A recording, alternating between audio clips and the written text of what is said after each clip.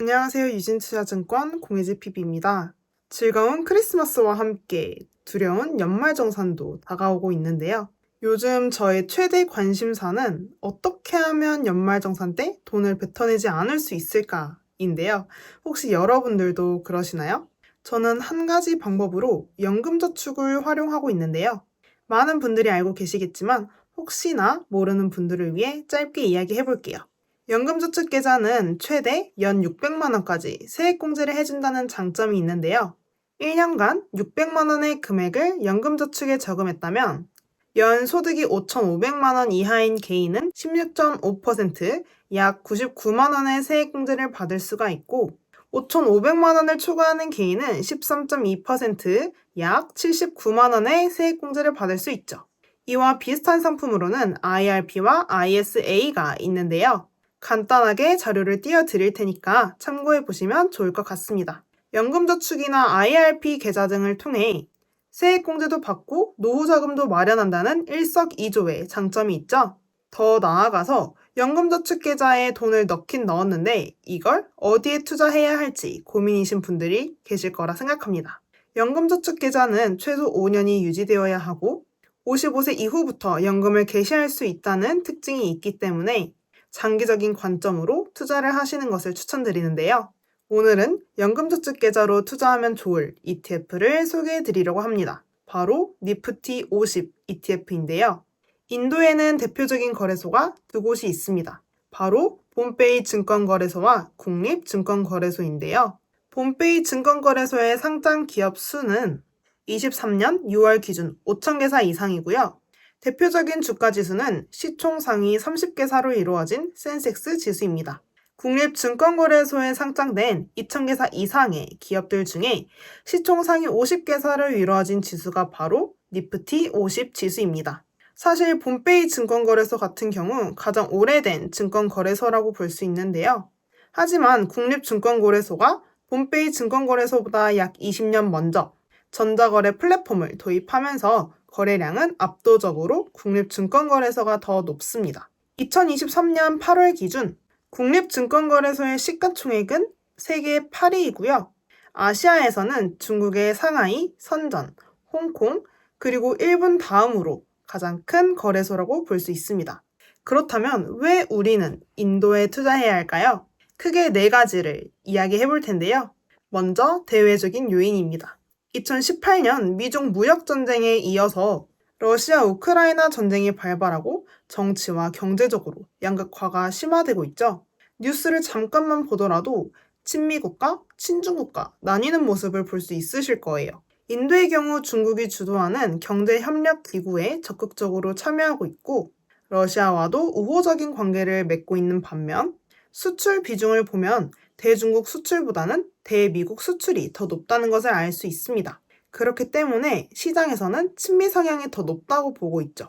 여기서 인도가 수혜를 볼 수 있는 건 아무래도 대중국으로 이어졌던 글로벌 직접 투자가 인도로 옮겨갈 가능성이 있다는 건데요. 사실 미국이 IRA다, 칩스법이다, 리쇼어링 정책을 펼치면서 미국 내에서 대인도 수입 비중은 줄어들고 있는데요.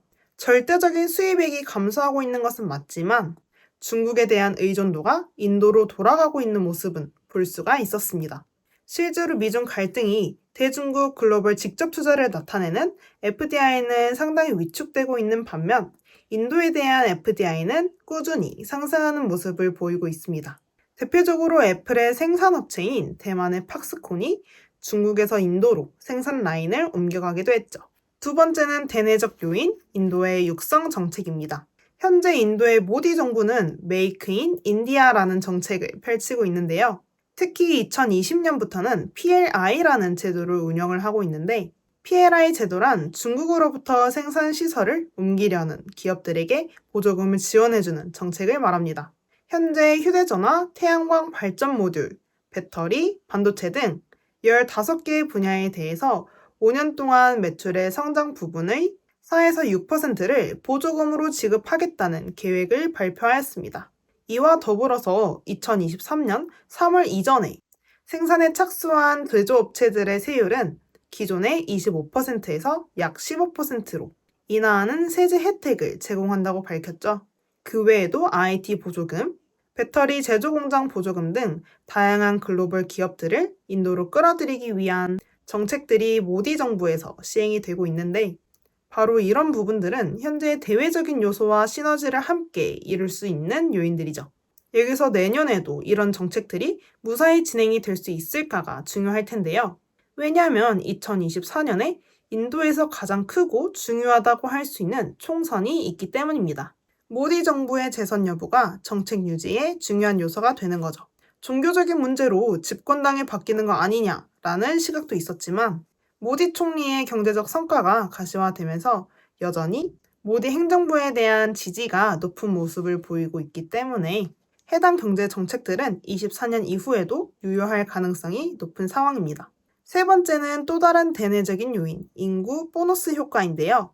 과거 중국의 성장 동력이었던 노동 가능 인구가 인도에게 역전될 가능성이 높은 상황이죠.